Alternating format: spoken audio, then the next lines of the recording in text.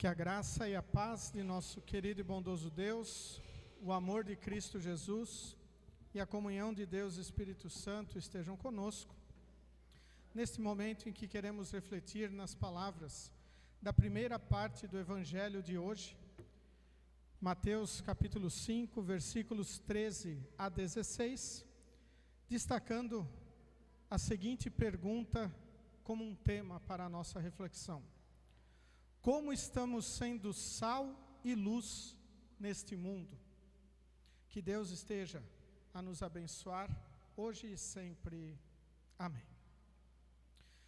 No capítulo 5 de Mateus, nós temos as palavras iniciais do Sermão do Monte, dos versículos 1 até o versículo 12, que foram as palavras do último culto que nós tivemos gravado, que nós pudemos acompanhar. E nestas palavras Jesus fala sobre a verdadeira felicidade. Alguns trechos são interessantes de nós olharmos, porque diz: felizes as pessoas que choram, pois Deus as consolará. Felizes as pessoas que trabalham pela paz, pois Deus as tratará como seus filhos. Felizes as pessoas que sofrem perseguições por fazerem a vontade de Deus, pois o reino do céu é delas. Felizes são vocês quando os insultam, perseguem e dizem todo tipo de calúnia contra vocês por serem meus seguidores. Fiquem alegres e felizes, pois uma grande recompensa está guardada no céu para vocês. E então, Jesus profere estas palavras, que diz para os discípulos e para toda a igreja: vocês são o sal para a humanidade, vocês são a luz para o mundo. E então nós devemos nos perguntar: como nós estamos sendo este sal e esta luz? E então nós devemos entender as propriedades do sal e da luz e olhá-las em nossa vida cristã, a nossa vida cotidiana. Nós sabemos que o sal ele serve para temperar, para dar aquele saborzinho na comida, para a comida não ficar insossa e sem graça. Mas também o sal, ele serve para curar. Aquele que já se machucou, provavelmente colocou uma vez na vida sal em sua ferida, e aquele sal ardeu, mas a ferida ela foi curada, o sangue foi estancado. E então nós temos que olhar isso na nossa vida cristã. Como nós estamos temperando a vida dos outros? E quando nós falamos neste tempero, nós devemos lembrar que este temperar, sendo sal do mundo, é dar sentido à vida das pessoas. No início do culto, eu citei que nós, no mundo diário, no nosso dia a dia, nós somos bombardeados por vários ensinamentos, e provavelmente a maioria, se não todos deles, contra a palavra do Senhor. Violência, corrupção, imoralidades e tantas outras coisas ruins estão presentes diariamente em nosso lar. E como nós agimos como sal? Nós devemos dar sentido à vida das pessoas, mostrar a compaixão, o amor de Deus, falar sobre o Salvador, que nos garante uma vida eterna no céu, e que muitas vezes nós somos felizes quando somos perseguidos espiritualmente, ou perseguidos por causa da nossa espiritualidade. Mas também, como eu disse, o sal serve para curar. Ele serve para que possa ocorrer a cicatrização de uma ferida. E muitas vezes nós também devemos agir como este sal, tocar talvez na ferida da pessoa e mostrar que somente o Salvador pode perdoar. A leitura do Antigo Testamento, nós temos um relato muito interessante e preocupante. Também quando o povo de Deus pergunta ao Senhor: nós estamos jejuando e tu não estás vendo o nosso sacrifício? E então o profeta da parte do Senhor diz: mas quando vocês jejuam, vocês estão preocupados com as suas coisas, até prejudicando outras pessoas no dia do jejum. E não é este o jejum que o Senhor quer, mas sim que nós façamos boas ações, que nós testemunhemos o amor de Deus, e por vezes que nós apontemos o pecado das pessoas e também o remédio da cura, que é o Salvador Jesus. Porque é dito o seguinte: vocês são o sal para a humanidade, mas se o sal perde o gosto, deixa de ser sal e não serve para mais nada. É jogado fora e pisado pelas pessoas que passam. Se nós não temperamos a vida das pessoas com compaixão, com o amor de Deus, e se nós não tratamos as feridas espirituais com a orientação e o amor do Senhor, nós não servimos para nada. Nós temos que ser jogados fora e pisados por aqueles que passam. Ou seja, nós nos tornamos mais como o mundo do que como o Senhor. Martinho Lutero escreveu o seguinte a respeito deste versículo 13. Com a palavra sal, Jesus mostra qual deve ser a função dos seus seguidores. Pois sal não é sal para si mesmo, pois não pode salgar a si mesmo, mas serve para salgar a carne e o que mais é necessário na cozinha para que preserve seu gosto, se mantenha conservado e não apodreça.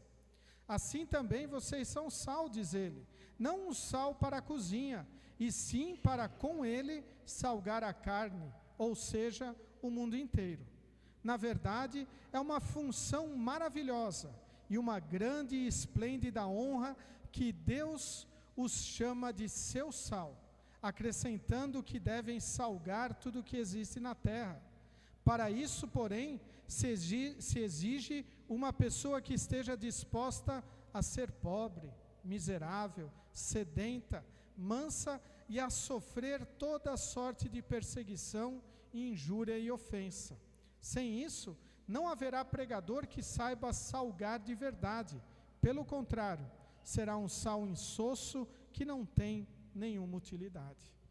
Martinho Lutero fala aqui especialmente para pregadores, mas esta palavra é para todos os cristãos, pois todos nós somos pregadores da palavra do Senhor. Todos nós ensinamos o amor de Deus, seja para nossos filhos, nossos amigos, os cônjuges, irmãos, parentes, seja para as pessoas que estão ao nosso redor. Por isso devemos tomar cuidado, como Lutero diz, para não sermos um sal insosso. E como ele também salientou, o sal não é para si mesmo, mas sim para agir em outros elementos. No caso do sal, a carne e outros alimentos. No nosso caso, não somos sal para nós, mas sim para a vida daqueles que nos cercam. Por isso devemos ouvir a palavra do Senhor e lembrar, Deus nos dá este privilégio. A segunda figura que Jesus utiliza é a luz. Versículo 14 ele diz: vocês são a luz para o mundo. E muitas vezes nós nem refletimos tanto no que significa ser luz e a importância da luz, pois nós estamos acostumados aí a termos a luz presente conosco em todos os momentos. Mas quando falta em um momento a luz, seja em nossa casa ou em outro lugar, nós até ficamos quase que perdidos. Então nós vemos que a necessidade da luz é fundamental para a nossa vida. E a luz, ela serve para guiar, para mostrar o caminho, para não deixar as pessoas perdidas e também para clarear, tirar da escuridão, mesmo quando isso incomoda. E então nós devemos refletir como nós estamos sendo luz. Será que nós estamos guiando as pessoas no caminho correto da salvação no Senhor Jesus? Será que nós estamos testemunhando que somente a obra de Cristo é necessária para o nosso perdão e assim clarificamos todos os caminhos rumo à salvação eterna? E a segunda parte, talvez a mais importante, quando nós refletimos sobre ser luz para o mundo. Provavelmente todos vocês já passaram pela seguinte situação: estavam no quarto com a luz apagada, a porta fechada, e de repente alguém abriu a porta e ligou a luz. Aquilo incomodou. Com certeza aquilo incomoda, pois estávamos na escuridão e aquela luz nos despertou. E infelizmente muitas pessoas também estão na escuridão espiritual, estão longe de Jesus. E quando ouvem ou veem o nosso exemplo de fé, ficam incomodadas. Muitas vezes até chegam a chamar os cristãos de fanáticos, de beatos e tantas outras palavras, querendo depreciar a fé cristã. Pois a luz é tão intensa e tão importante que elas chegam a agir não com amor e gratidão, mas sim com raiva e ódio, porque estão sendo tiradas da escuridão, ou pelo menos aquela escuridão está sendo dissipada. Muitas vezes nós até temos medo de sermos luz assim, quando nós até pensamos: não vou dar testemunho, eu não vou querer falar da minha fé para aquela pessoa, pois ela pode ficar ofendida, magoada. E então nós devemos pensar: Jesus nos chamou para ser luz, para guiar aqueles que já estão na fé cristã, iluminar o caminho com a sua palavra, e para tirarmos aqueles que estão na escuridão, porque nós fomos tirados da escuridão, através da ação do Senhor. E quando nós somos luz de Deus, nós não somos luz própria, não é a nossa luz que está brilhando, mas é a luz do Senhor. Então, quando uma pessoa fica ofendida por ouvir a palavra de Deus, ela deveria ficar ofendida com o Senhor, não conosco. Nós somos apenas os mensageiros do Senhor. Nós apenas levamos esta mensagem para as pessoas, e ainda a levamos porque nós queremos que outras pessoas sejam perdoadas e tenham na sua vida o tempero da compaixão, do perdão, da paz e do amor que somente o Senhor pode nos dar. Por isso, de maneira nenhuma, nós devemos ficar preocupados em esconder a luz do Senhor. Até porque Jesus, ao dizer que nós somos a luz do mundo, ele diz: não se pode esconder uma cidade construída sobre um monte. Ninguém acende uma lamparina para colocá-la debaixo de um cesto. Pelo contrário, ela é colocada no lugar próprio para que ilumine todos os que estão na casa. A nossa luz do Senhor não foi nos dada, colocada em nossa vida para ficar escondida. Ela tem que brilhar. E nós brilhamos quando nós vivemos a palavra do Senhor. Porque na conclusão deste trecho, Jesus também diz assim: assim brilhe, assim também a luz de vocês deve brilhar, para que os outros vejam as coisas boas que vocês fazem e louvem o Pai de vocês que está no céu. Então, duas coisas que aparecem aqui que são de extrema importância para o nosso brilhar a luz do Senhor. Quando nós brilhamos a luz de Deus, as pessoas têm que enxergarem as coisas boas. Se nós só refletirmos coisas ruins, não é a luz do Senhor que está brilhando através da nossa vida. Mas sim, quando nós refletimos coisas boas, aí o Senhor está a agir através de nós. E o objetivo das nossas boas obras, que testemunham a nossa salvação, não que conquistam salvação, é para que as pessoas louvem o Pai do céu, para que louvem o Deus verdadeiro, Pai, Filho e Espírito Santo. Não que nos elogiem, não que falem, nossa, como vocês são pessoas boas. Não, a nossa luz tem que brilhar para que o Senhor seja elogiado, para que o Senhor seja louvado. Por isso, quando nós praticamos boas obras, começa quando nós louvamos o Senhor.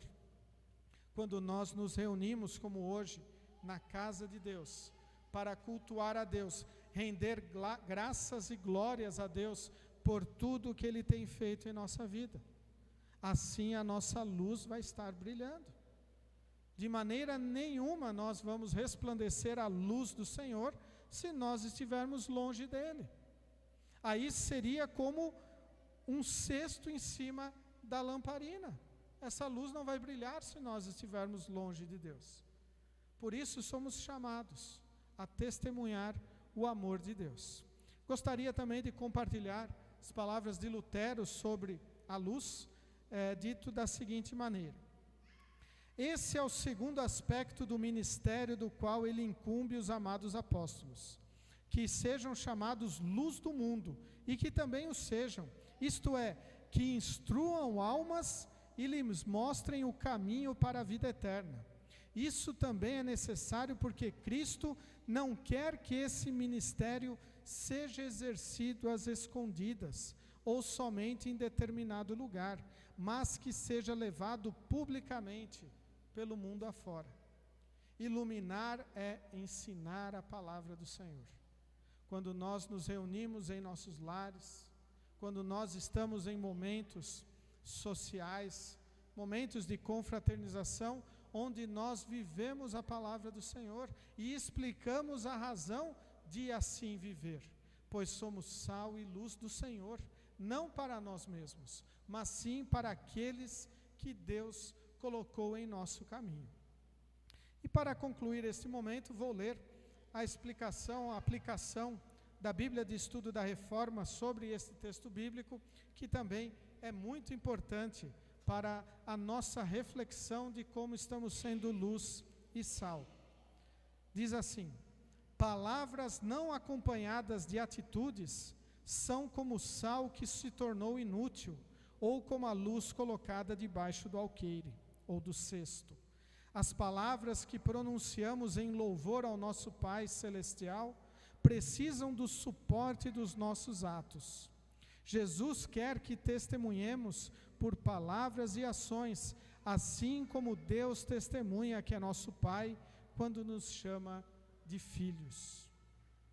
Deus quer que a nossa vida de sal e luz seja em palavras e atos. E palavras e atos fazem parte de todos os momentos da nossa vida. Em todos os momentos, nas 24 horas do nosso dia, nos 7 dias da nossa semana, nos 12 meses do nosso ano, nós devemos ser sal da terra e luz do mundo. Nós devemos temperar, nós devemos também agir para curar. Nós devemos guiar e também devemos clarear, para que as pessoas que estão na escuridão de uma vida sem o Senhor Jesus possam receber a sua luz e possam ser iluminadas. Infelizmente, ser sal da terra e luz do mundo, muitas vezes não é bem aceito. Muitas pessoas não vão querer ouvir do Evangelho, muitas pessoas talvez não vão querer nem ficar perto de nós, porque nós não vivemos como o mundo, mas queremos viver como o Senhor nos orienta. E então, voltamos ao versículo 11, do Sermão do Monte, onde Jesus diz: felizes são vocês quando os insultam, perseguem e dizem todo tipo de calúnia contra vocês por serem meus seguidores. Isto é uma honra. Isto quer dizer que a luz está iluminando e o sal não perdeu o seu gosto e não foi jogado fora. Queridos de Cristo Jesus, como nós estamos sendo sal e luz neste mundo? Cada um de nós tem que refletir. Cada um de nós tem que olhar como está iluminando e temperando a vida das outras pessoas e com o quê? E então nós, se acaso estivermos fazendo alguma coisa que não agrada ao Senhor, nos arrepender e dedicar a nossa vida a Deus, sabendo que Ele é quem nos guia, que nos protege e que nos ajuda, pois Ele prometeu para o seu povo, lá no texto de Isaías, quando vocês me chamarem arrependidos, suplicando pela minha ajuda, não por seus interesses próprios, eu estarei lá e irei dizer, estou aqui para ajudá-los, para protegê-los. Não somos sal nem luz para nós mesmos, mas agraciados pelo Senhor, nós somos sal e luz para o mundo, a fim de que, como nós cantamos, proclamar a palavra do Senhor, para que mais pessoas também possam conhecer do seu amor, da sua graça e do seu perdão. Amém. Convido todos a se colocarem em pé. Que a paz de Deus, que excede o nosso humano entendimento, guarde os nossos corações e nossas mentes em Cristo Jesus, o nosso Salvador. Amém.